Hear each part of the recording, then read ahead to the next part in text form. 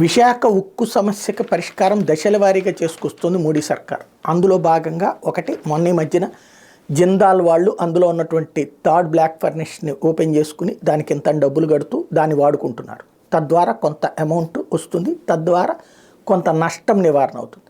Next వచ్చేటప్పటికి విశాఖపట్నంలో ఉన్నటువంటి స్టీల్ ప్లాంట్కి సంబంధించినటువంటి ల్యాండ్ ఏదైతే ప్రస్తుతం ఉన్నటువంటి స్టీల్ ప్లాంట్ ఉన్న ల్యాండ్ కాకుండా విడిగా మరికొన్ని ఉన్నాయి, వాటిని అమ్మడం ద్వారా వచ్చే ఆదాయం ద్వారా అప్పు కొంత తీర్చుకోవచ్చు అన్నటువంటిది కేంద్ర ప్రభుత్వానికి ఏదైతే ఈ సమస్యల పరిష్కారానికి ఏర్పాటు చేసినటువంటి కమిటీ సూచించింది.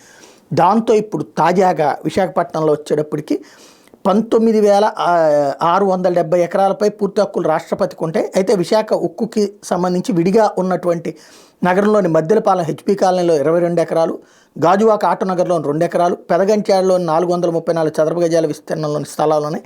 వీటి విలువ బహిరంగ మార్కెట్లో 1,600 కోట్ల వరకు ఉంది. వీటిని RINL ఇప్పుడు విక్రయ సలహాదారుగా పెట్టుకున్నటువంటి NBCC ఈ స్థలాలను ఫ్లాట్గా విభజించి బ్రోచర్ని అధికారికంగా విడుదల చేసింది.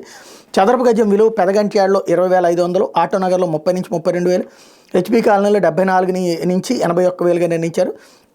వీటి తర్వాత నిరుపయోగంగా ఉన్నటువంటి ప్లాంట్ మీద నాన్ కోర్ అసెట్స్ కి సంబంధించి కూడా అమ్మకాలు చేస్తారు. తద్వారా ఆ వచ్చిన డబ్బులతో అప్పు తీర్చేస్తే ఒక కష్టం తీరుతుంది. దాంతోపాటు ఆ మిగిలిన డబ్బులతో ఏదైతే ఒక దీన్ని కొంటాం, దాన్ని ఏమంటారు, మైన్స్ కొంటాం అన్నటువంటి దాని మీద సీరియస్గా కాన్సన్ట్రేట్ చేస్తుంది కేంద్ర ప్రభుత్వం. దీన్ని వక్రీకరించి రాసి రెచ్చగొట్టి కార్మిక సంఘాలు అది అమ్మడానికి వీల్లేదు, ఇది అమ్మడానికి వీల్లేదు, డబ్బులు మాత్రం తెచ్చిపోసేయండి అని అంటే కనుక ఏదీ జరగదు ముందుకి.